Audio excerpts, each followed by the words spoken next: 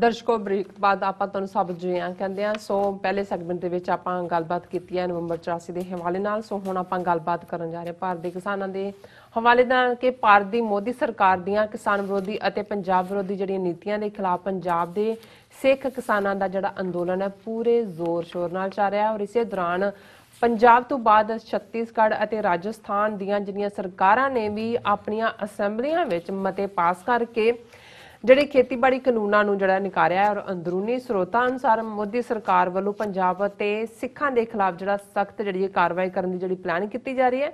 ਔਰ ਕੀ ਕਿਸਾਨ ਜਿਹੜੇ ਸਿੱਖ ਕਿਸਾਨ ਨੇ ਜਥੇਬੰਦੀਆਂ ਤੇ ਜਿਹੜੇ ਸਿੱਖ ਕੌਮ ਇਸ ਕਿਸਮ ਦੀ ਜਿਹੜੀ ਜ਼ਾਲਮਾਨਾ ਦੌਰ ਲਈ ਜਿਹੜੀ ਹੈ ਰਣਨੀਤੀ ਕੱਢ ਰਹੀ ਹੈ। ਸੋ ਇਸ ਬਾਰੇ ਆਪਾਂ ਤੁਹਾਡੇ ਨਾਲ ਵਿਚਾਰ ਚਰਚਾ ਕਰਨ ਜਾ ਰਹੇ ਹਾਂ। ਸੋ ਅਸੀਂ ਚਾਹਾਂਗੇ ਕਿ ਤੁਸੀਂ ਸਾਡੇ ਨਾਲ ਇਸੇ ਤਰ੍ਹਾਂ ਹੀ ਬਣੇ ਰਹਿਣਾ। ਦੇਖਣ ਸੁਣ ਲਈ ਤੁਹਾਡਾ ਸਭ ਦਾ ਬਹੁਤ ਬਹੁਤ ਸ਼ੁਕਰੀਆ ਜੀ। ਡਾਕਟਰ ਸਾਹਿਬ ਕੀ ਕਹਿਣਾ ਚਾਹੋਗੇ?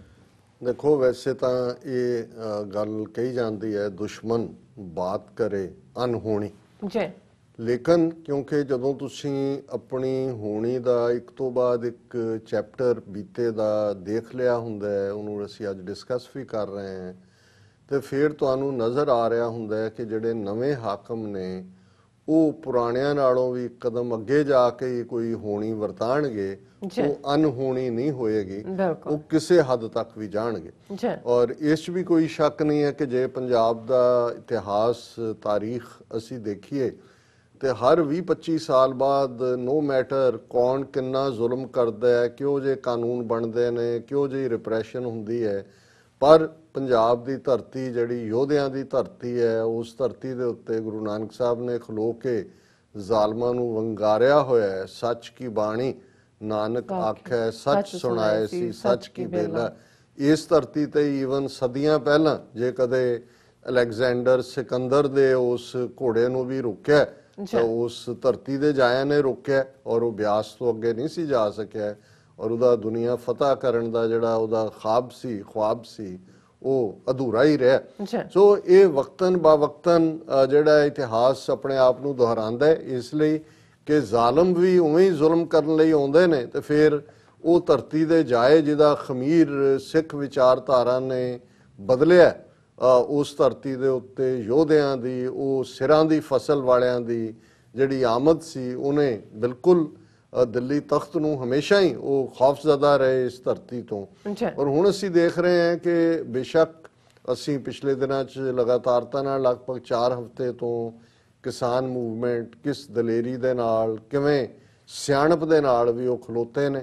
इस वेले शंभू मोर्चा जिस दे विच यंग कलाकार भी ने, एक्टिविस्ट भी ने, और जिवें साडे मित्र डॉक्टर रंजीत सिंह कहंदे ने कि इस वेले वो इस किस्म का मुकाम बन गया कि हर कोई उत्थे आके एड्रैस करना अपना फखर समझदा, क्योंकि वो एक हौली हौली हौली उस किस्म के सोचवाना दी और इस सारे दौर च असी यंग बच्चियां नूं भी देखिया एड्रैस करते हैं, क्लैरिटी वाले नौजवानों नूं भी देखिया कि वो समझ रहे हैं। क्योंकि जदों भी तुसीं किसी जंग नूं देखदे हो पहलां तो दुश्मन आइडेंटिफाई होना चाहिए, फिर दुश्मन दे तौर तरीके की ने जिन्हों टैक्टिक्स कहंदे ने वो उन्हां दी शनाखत होनी चाहिए है।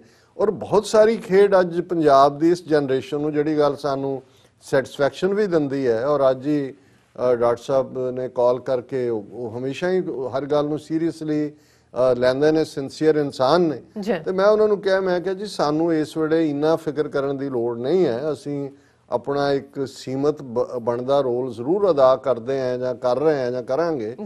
इस वेले उत्थे भी वो सोच उभर चुकी है जेड़े समझते ने और वो ज्यादा बेहतर क्योंकि ऑन द ग्राउंड ने कि उन्होंने किवें सिचुएशन को हैंडल करना। लेकिन जेड़ा जदों असी देख रहे हैं कि जिवें एक घेरा घत्तिया जा रहा है और घेरा घत्तण च एक पासे जिहड़ा इन्हां ने एक होर ऑर्डीनेंस लिआंदा कि जी 1 करोड़ तक दा फाइन 5 साल तक दी जेल जिहड़ा स्टबल बर्निंग करेगा पराली फूकण वाले। चाहे नाल दी नाल खबरां भी किवें लवाईयां जांदियां।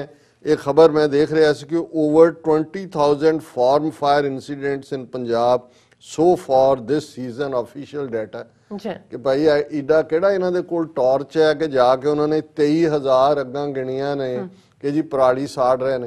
हुण वो ये साबित करना चाहुंदे ने क्योंकि एक पासे उन्हां दे मिनिस्टर ਬੇਸ਼ੱਕ ਔਰ ਬੀਜੇਪੀ ਦਾ ਪ੍ਰੈਜ਼ੀਡੈਂਟ ਜੇਪੀ ਨੱਡਾ ਔਰ ਉਹਨਾਂ ਦੇ ਕੇਂਦਰੀ ਮਿਨਿਸਟਰ ਉਹ ਪੰਜਾਬ ਦੇ ਕਿਸਾਨਾਂ ਨੂੰ ਨਕਸਲ ਕਹਿ ਰਹੇ ਨੇ ਕਿ ਇਹ ਤਾਂ ਨਕਸਲਵਾਦੀ ਨੇ। ਅੱਛਾ, ਹੁਣ ਸ਼ੰਭੂ ਵਾਲਿਆਂ ਨੂੰ ਉਹਨਾਂ ਹੀ ਕਾਂਗਰਸ ਦਾ ਲੀਡਰ ਉਹਦਾ ਬੁੱਚੜ ਬੇਅੰਤੇ ਦਾ ਪੋਤਾ ਰਵਨੀਤ ਬਿੱਟੂ ਜਿਹੜਾ ਉਹ ਖਾਲਿਸਤਾਨੀ ਕਹਿ ਰਿਹਾ ਕਿ ਜੀ ਉਹ ਤਾਂ ਬਹੁਤ ਨਫ਼ਰਤ ਫੈਲਾਈ ਜਾ ਰਹੀ ਹੈ ਔਰ ਫਲਾਣਾ ਹੋ ਰਿਹਾ। ਅੱਛਾ, ਕਿਉਂਕਿ ਹੁਣ ਇੱਕ ਸਟੇਜ ਤੇ ਤਾਂ ਇੰਨਾ ਕੁ ਦਬਾਅ ਬਣਿਆ ਕਿ ਭਾਈ ਇਹਨਾਂ ਦੀ ਮਜਬੂਰੀ ਬਣੀ, ਕਾਂਗਰਸ ਅਕਾਲੀ ਆਮ ਇੱਕ ਦੂਜੇ ਤੋਂ ਅੱਗੇ ਵੱਧ ਕੇ ਅਸੈਂਬਲੀ ਦੇ ਵਿੱਚ ਮਤੇ ਕਰਨ ਨੂੰ ਵੀ ਸੀ ਬਿਆਨ। ਹੁਣ ਇਹਨਾਂ ਨੂੰ ਦਿਸ ਰਿਹਾ ਹੈ ਕਿ ਵੀ ਅਸੀਂ ਤਾਂ ਇਹ ਲਿਮਿਟਿਡ ਜਿਹਾ 2022 ਦੀਆਂ ਚੋਣਾਂ ਲਈ ਪੋਜੀਸ਼ਨਿੰਗ ਕਰ ਰਹੇ ਸੀ, ਇਹ ਤਾਂ ਗੱਲ ਹੱਥੋਂ ਵੀ ਨਿਕਲ ਸਕਦੀ ਹੈ। ਅੱਛਾ, ਔਰ ਇਹਦੇ ਲਈ ਉਹਨਾਂ ਨੇ ਇੱਕ ਡਿਫਰੈਂਟ ਹੁਣ ਸ਼ੁਰੂ ਕਰ ਦਿੱਤਾ ਹੈ, ਏਜੰਸੀਆਂ ਨੇ ਇਹ ਪਲਾਨ ਕਿ ਦੇਖੋ ਇਹ ਤਾਂ ਲਾਅ ਬ੍ਰੇਕਰ ਨੇ, ਇਹ ਦੇਖੋ ਫਾਈਨ ਆਰਡੀਨੈਂਸ ਲੈ ਆਉਂਦੇ ਨੇ, ਫਾਈਨ ਵੀ ਹੋਣਗੇ, ਜ਼ਮੀਨਾਂ ਕੁਰਕ ਕਰਨ ਦੀ ਲਾਈਨ ਹੋਏਗੀ। ਔਰ ਦੂਸਰੇ ਪਾਸੇ ਜਿਹੜਾ ਹੁਣ ਪ੍ਰੋਐਕਟਿਵ ਲਾਈਨ ਦੇ ਥੱਲੇ ਅਸੀਂ ਇਹ ਵੀ ਖਬਰ ਦੇਖਦੇ ਹਾਂ ਕਿ 3 ਮਹੀਨਿਆਂ ਲਈ 1 ਨਵੰਬਰ ਤੋਂ ਸ਼ੁਰੂ ਹੋਏਗਾ ਪੰਜਾਬ ਬਚਾਓ ਮਾਰਚ। ਅੱਛਾ, ਪੋਲੀਟੀਕਲ ਐਕਟਿਵਿਜ਼ਮ ਵੀ ਹੈ ਔਰ ਇਸ ਸਾਰੇ ਦੇ ਨਾਲ ਜਿਵੇਂ ਤੁਸੀਂ ਜ਼ਿਕਰ ਕੀਤਾ ਕਿ ਪੰਜਾਬ ਦੀ ਤਰਜ਼ ਦੇ ਉੱਤੇ ਰਾਦਰ ਉਹਨਾਂ ਨਾਲੋਂ ਸਟਰੋਂਗਰ ਜਿਹੜੇ ਫਾਰਮ ਬਿਲਸ ਨੇ ਉਹ ਛੱਤੀਸਗੜ੍ਹ ਅਸੈਂਬਲੀ ਨੇ ਔਰ ਰਾਜਸਥਾਨ ਅਸੈਂਬਲੀ ਨੇ ਪਾਸ ਕੀਤੇ ਨੇ। ਸੋ ਇਹ ਇੱਕ ਪੋਜ਼ਿਟਿਵ ਗੱਲ ਹੈ ਕਿ ਵੀ ਇਹ ਸਪੈਨ ਜਿਹੜਾ ਹੈ ਪੰਜਾਬ ਜਾਂ ਪੈਨ ਇਸਲਾਮ ਪੰਜਾਬ ਇਹਨੂੰ ਜਿਹੜਾ ਅਸੀਂ ਕਹਾਂਗੇ ਇਹ ਮੂਵਮੈਂਟ ਜਾ ਰਹੀ ਹੈ। ਔਰ ਇਸੇ ਤਰ੍ਹਾਂ ਅੱਜ ਪੰਜਾਬ ਗਵਰਨਮੈਂਟ ਨੇ ਵੀ invites farmers bodies protesting against agriculture law for meeting. ਔਰ ਇਹ ਜਿਹੜੇ ਇਸ ਵੇਲੇ ਗੂਡਸ ਟ੍ਰੇਨ ਉਹਨਾਂ ਨੇ ਰੋਕ ਦਿੱਤੀਆਂ, ਮਾਲ ਗੱਡੀਆਂ, ਫਿਰ ਪੰਜਾਬ ਨੇ ਕਿਹਾ ਚਲਾਓ। ਹੁਣ ਉਹਨੂੰ ਪ੍ਰੋਪਰ ਚਲਾ ਨਹੀਂ ਰਹੇ ਕਿਉਂਕਿ ਉਹ ਹੌਲੀ ਪਾਣੀ ਵੀ ਟੈਸਟ ਕਰ ਰਹੇ ਨੇ। ਔਰ ਇਸ ਕਿਸਮ ਦੀਆਂ ਵੀ ਡਰਾਮੇਬਾਜ਼ੀਆਂ ਜਿਵੇਂ ਹਰਿਆਣੇ ਦੇ ਮਨੋਹਰ ਲਾਲ ਖੱਟਰ ਨੇ ਕਿਹਾ ਕਿ I will quit politics if minimum support price is abolished, ਕਿ ਜੀ ਤੂੰ ਐਡਾ ਕਿਹੜਾ ਚਾਰਲਸ ਡੀਗੌਲ ਹੈ ਜਾਂ ਚਰਚਲ ਹੈ ਕਿ ਵੀ ਉਹਦੇ ਨਾਲ, ਲੇਕਿਨ ਇਹ ਦੱਸਣ ਦੇ ਲਈ ਕਿ ਜੀ ਨਹੀਂ ਇਹ ਜਿਹੜਾ ਸਾਰਾ ਪ੍ਰਚਾਰ ਹੈ ਇਹ ਗੁੰਮਰਾਹ ਕੋਨ ਹੈ ਕਿ ਜੀ ਮੰਡੀਕਰਨ ਖਤਮ ਹੋ ਜਾਏਗਾ, ਮਿਨੀਮਮ ਸਪੋਰਟ। ਦੇਖੋ ਮੈਂ ਤਾਂ ਸਿਆਸਤ ਛੱਡ ਦਿਆਂਗਾ ਜੇ ਇਵੇਂ ਹੋਇਆ।